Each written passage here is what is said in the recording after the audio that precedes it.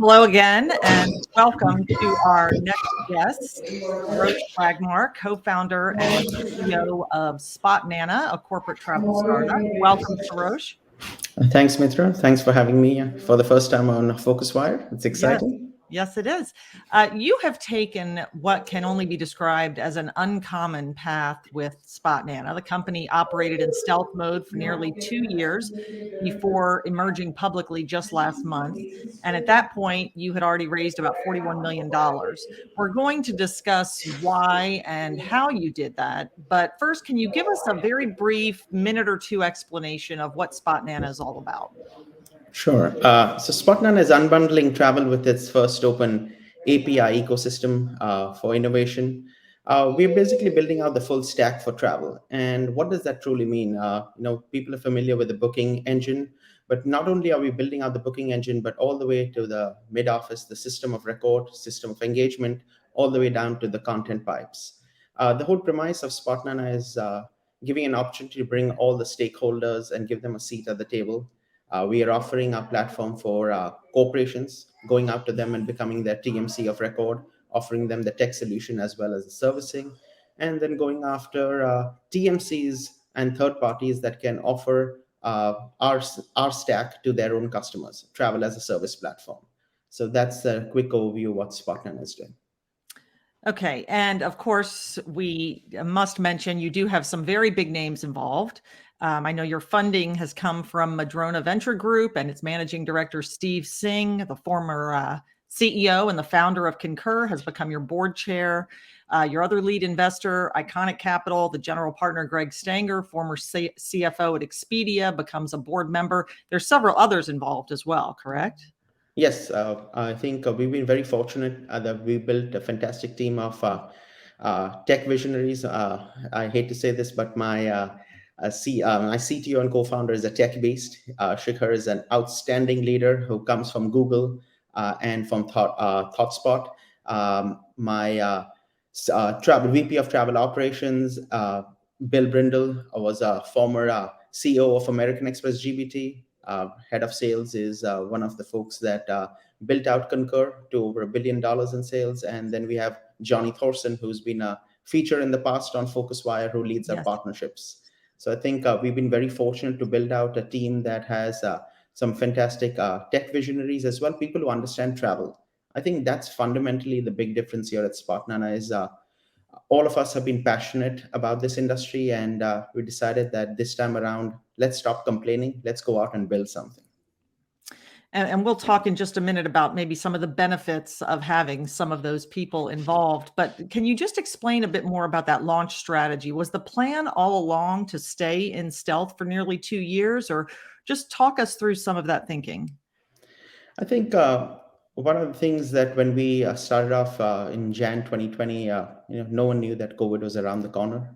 And I think we started off in stealth mode, but I think COVID gave us an opportunity that we could build without any distractions. And when COVID hit, everyone obviously was very scared as to the future of travel. We're fortunate that our investors decided to back us and decided to lean in with the continued progress that we made. We had built out these connections with our customers over that period in that first 1 year in 2020. And what happened over the next 12 months in 2020, a lot of the customers realized that this is what they wanted. And for them to make decisions during that period was much easier because at the same time, travel had stopped. You have now a chance to reinvent your platform, look at things from a fresh perspective. So much has gone on in the world. When travel comes back, how do you want to look at it? What does the future of work look like? So a lot of our early adopters and customers, when they started seeing the progress on the product, it gave them an opportunity that there's not so much external pressure. There is no travel volume actually going on within our organization. So the change management issues went away to some extent. And I think that really gave us an opportunity that continue building quietly. Let's not get any other distractions out there and focused on just giving what our customers wanted and at the same time building out the company. So as unfortunate as COVID has been personally for everyone, I think for us, it was an opportunity to build quietly and just focus on doing what's right for our customers. And so you had dozens of companies piloting your product while you were in stealth. Is that correct? Yes, Tell that us a is bit correct. more about that. And I mean, how much were they able to do? Again, as you acknowledged, there wasn't much business travel taking place.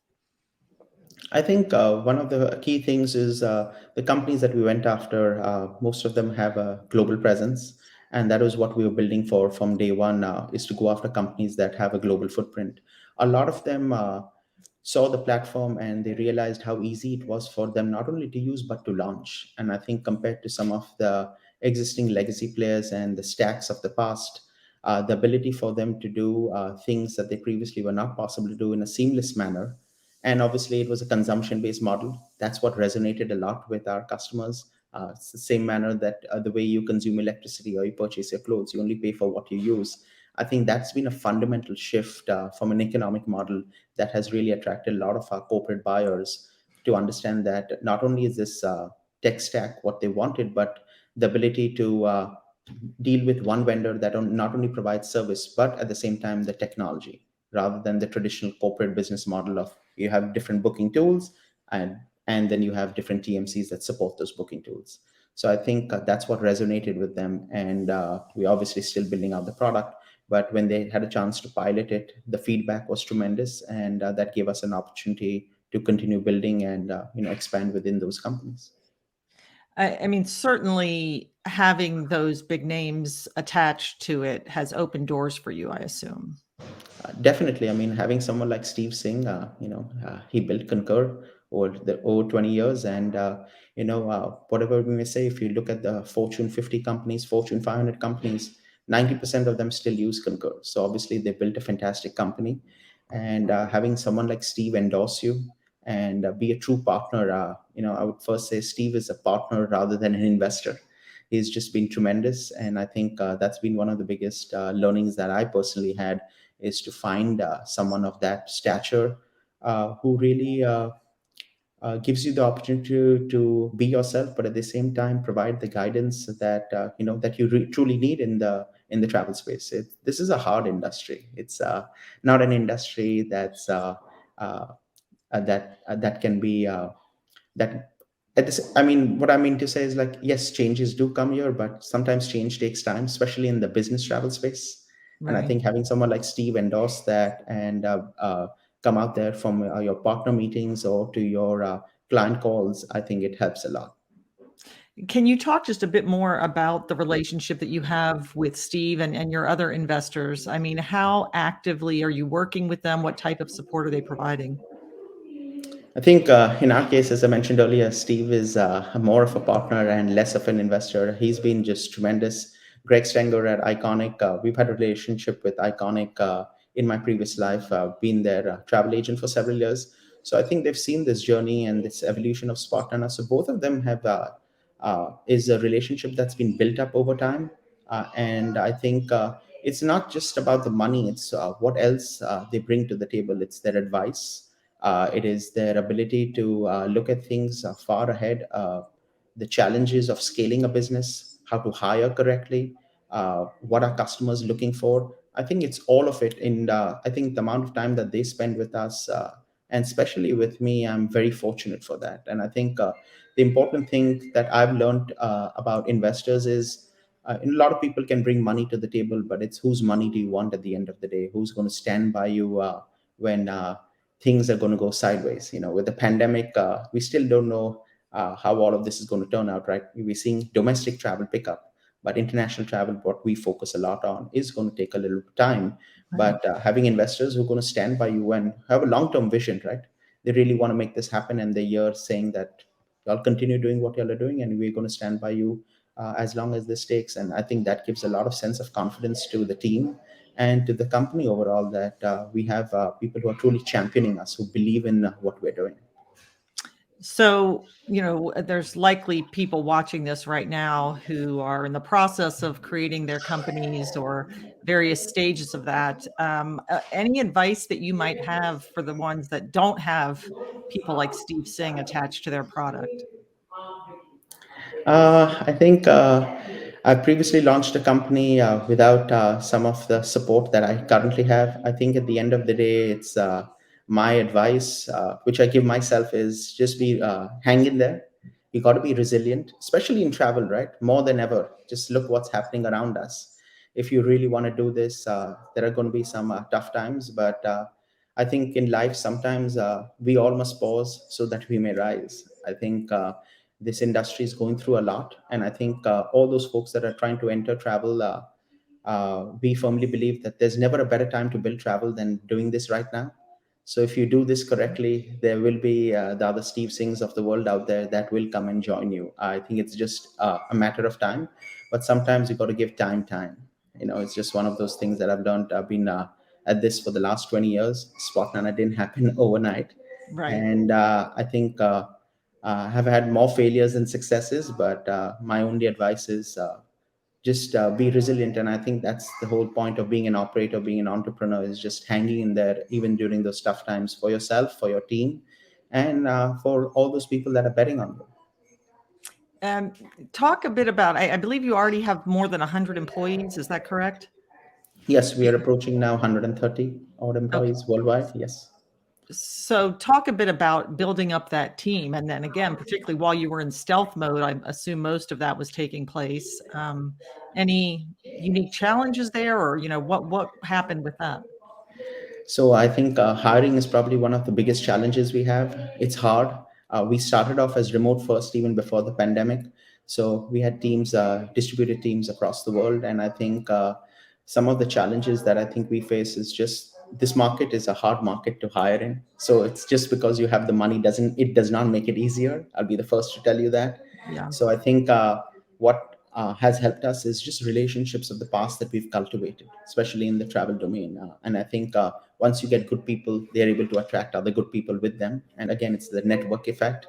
And I think for us, we've been fortunate with that. But I think now, as we continue to scale, just hiring great talent, it is a challenge, and it's a learning for us as well. And more importantly, it's about these 130 folks that we have. How are we going to keep them engaged, right? right, That's especially when you have a distributed workforce. It's like, how do you bring people together, build culture within an organization? These are just some tough things that there's no playbook here, right? You just have to right. learn and figure it out, and understand what it takes. And I think that's what we are doing here at Spotnana.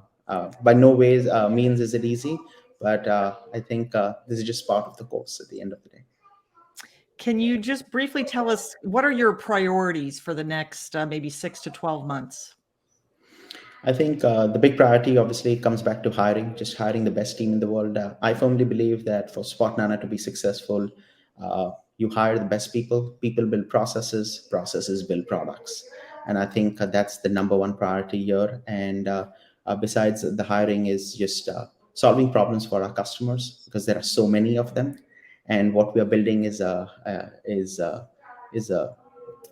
large subset of customers that we're going after. It's not only the corporate customers, but we're even building for TMCs, Okay. and I think understanding their needs and executing against those needs is going to be something that we will be tested for. And I think the bigger the problem you're trying to solve, I think the stakes get raised. So I think just managing expectations, trying to stay focused on focus, and making sure we don't bite off more than we can chew. I think Right. that's the important thing, especially in travel right now, because there are so many people who get excited by your offering, and everyone wants something or the other. We got to be very thoughtful and be patient about it. One thing at one day at a time, and stay focused on what's the fires that are in front of you burning. At the same time, look out for the future. And I think it's a fine balancing act, and it's something that we all are learning. So I have to ask the question that's probably on everyone's mind, which is how did you come up with the name Spot Nana? Spotnana was a name given to me back in college, and Oh, it's just it's a long story, but okay. it was for my unique ability to find information.